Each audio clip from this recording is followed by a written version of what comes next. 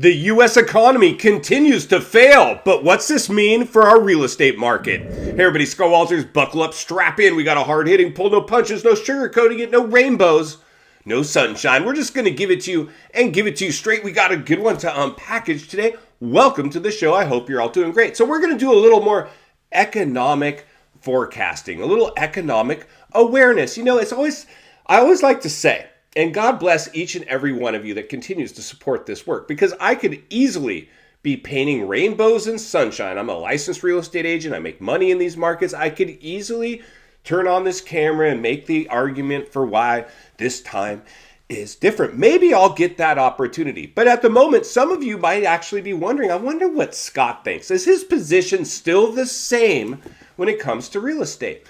Well, spoiler alert, it hasn't changed a whole lot, although we're learning a lot as we go. One thing I've always known is that I will always, till my last days, always have a lot to learn. You always want to continue to study and be a student of life. So my job is to put your needs before my own, and I'm going to continue to do that. But today we're going to go boots on the ground. We're going to take a look out my back door and see how our economy, how resilient it really is. And I know a lot of you are seeing it outside your own back doors. Malls evaporating. For lease signs all over. Commercial real estate taking a haircut. A bloodbath, really. A bloodbath. And banks attached to toxic. Look, I could go on and on and on. Throw a dart at an economic challenge map. You're hitting something threatening the U.S. economy. And guess what, friends? I've talked about this before. I'm going to say it again. The economy and the housing market are tied together. Lose one, you'll lose them both. That's just the reality. So I don't know which one goes first. At the moment, I believe the economy will go first. Like if we circle back to 2008, it was the housing crash. Then it took the economy along for the ride. I think in this one, this next downturn, it's going to be the economy and it's going to take the housing market along for the ride. Why, you ask? Well, of course I'm going to tell you, because we've artificially propped it up with euphoric low interest rates where now people are handcuffed to those homes, and many of them are going upside down. They can no longer sell the homes for what they're worth. So they're now telling themselves like, well, or their agent, real estate always comes back. Hey, just weather the storm. This is just a gully we're going through now. Nothing to see here. Oh, there's a lot to see here. In 2008, I suffered a little blowback, which is one of the reasons I'm now heeding on the side of caution and urging many of you to do the same. Now, for a lot of us, we're out there shopping, we're testing properties with offers. Your financial fitness, there's areas that are penciling out, but there's many areas exhibiting extreme crash risk. So for writing offers, we want to write in a few more price reductions. We ain't giving you asking price. Sorry, most of my clients, they say, don't fall in love with the property, all right, folks? They're like, well, why, Scott? You're a salesman.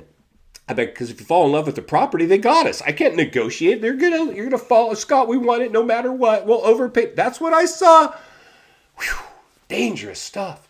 Well, like I said, I believe our economy is gonna show its cracks first. It already is. We know the U.S. savings rate now is at an all-time never seen before low. We know the U.S. debt is now at an all-time high.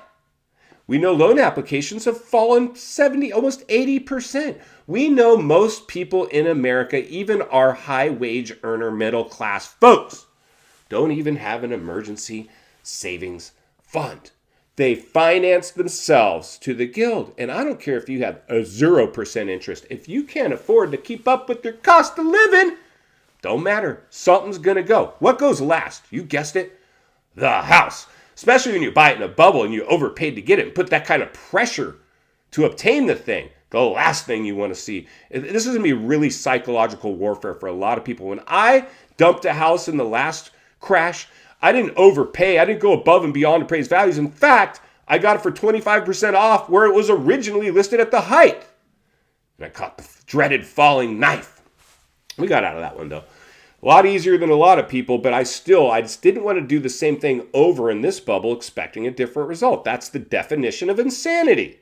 Doing the same thing over and over, expecting a different result. So this time we decided to play it a little different. But what I'm seeing, because you see, I know you are, anybody watching this channel, if you're new, please subscribe. Never been a more important time in history to get centered and surrounded with like-minded people, where iron has the ability to sharpen iron. We're going to sharpen some iron today. I didn't see the type of behavior in 2008 that I'm seeing now out of this economy. This economy is looking scary. In the last crash, we still had anchor stores at our malls.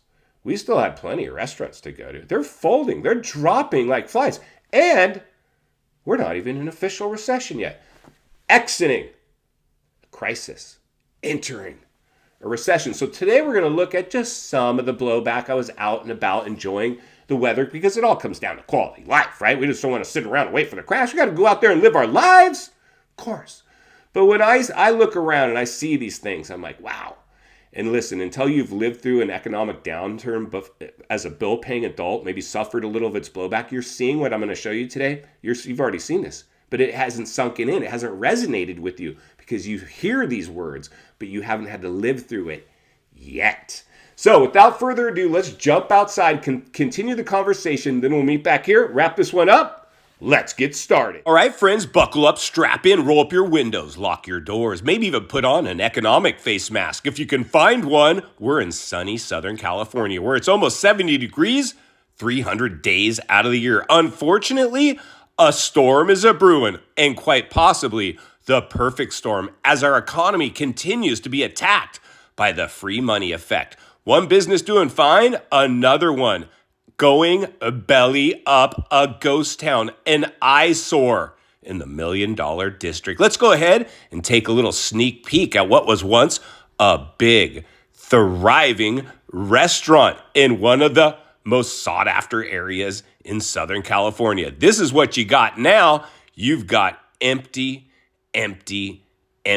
sucking air. And who's this attached to? You guessed it. The banking system. The banking system is holding on to a bunch of toxic commercial real estate loans. And this could spell big trouble for the economy as the banking system continues to be put through the biggest stress test in history. But here we go. This is, in fact, a beautiful day, a beautiful area, although people are walking around clueless. Absolutely clueless, walking by and going, oh, wow, look, honey, an empty restaurant. I've always wanted to open a restaurant. Honey, maybe we should open a restaurant. Are you kidding me? This is the worst time to open anything. We've got massive problems. Let's get back to the studio so we can wrap this one up. Friends, welcome back. And there you go. That is, in fact, one of so many restaurants. Restaurants were held up, all companies were held up during the crisis with the free stimulus programs. Now, once that went away, we saw who could actually stand on their own 2 feet.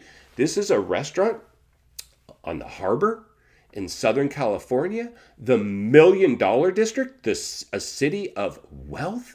And let me just tell you, friends, the places that were opened, ghost towns. Many of them are ghost towns. They're relying, hopefully, to see if they can weather the storm back into the next summertime season where they can maybe make up.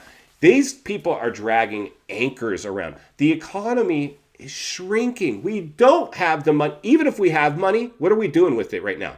We're recessing. Why? Because we hear the words recession, and we recess too. It's the psychology of people. The psychology of sales. As a trained salesman, I've seen this before. I know. 9 times out of 10, when I sell a house, whether it's a first-time home buyer, investor, whatever the case may be, second I sell you that house and hand you the keys, here's your keys, folks. Congratulations on your new bubble purchase. What's it become all about? The house. You're tied to it. You have no time for anything else. I would rather see you rent where you live and own investment properties. Because if you rent where you live, you don't care what happens to that house. You're freed up now to go concentrate on income properties. But if you own your house, what are you doing? You're down at the big box store painting, putting on a new doorknob. Honey, I want to add an addition. Consumed by the house. You're paralyzed by the house. You don't own the house. It owns you. In final thoughts, I come to you as a friend, as a content creator. Somebody wants to see you not only win in real estate, win in life. Understand the waters you're swimming in now. shark infested. The U.S. economy, welcome to the swimming pool. The global economy, welcome to the swimming pool. We're just getting started, friends. Many of you, if you made it this far, here's my position on the state of real estate. This was an everything bubble, a global bubble. Housing markets all over the world are in a massive amount of pain right now, exhibiting bubble behavior. Anytime the market exhibits bubble behavior, they're going to have high crash risk.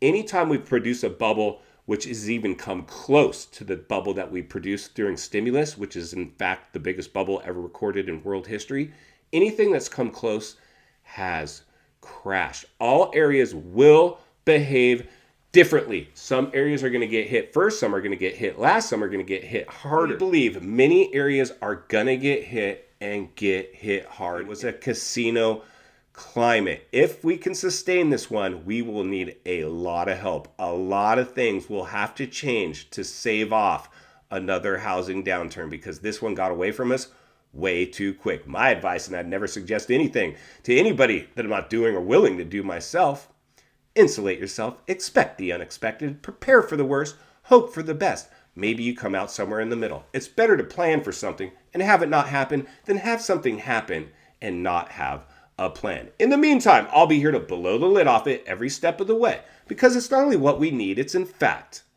what we deserve. If you appreciate the content, I want to humbly ask you to give the video a like, subscribe to the channel, leave a comment below. I'd love to hear from you. Social media links in the description of this video if you'd like to follow me there, along with links to channels I've appeared on I think you might enjoy. If you need help buying or selling real estate here in America, I have the biggest network of top-rated agents in the nation ready to assist you. It'd be our honor and our privilege to do so. Email in the description for you as well. Also, if you're watching from your television set today and you enjoyed this video, gonna love the next video. And there's an easy subscribe icon for your convenience. As always, thank you for your time. Please go make it count today. God bless, and I'll see you on the next video.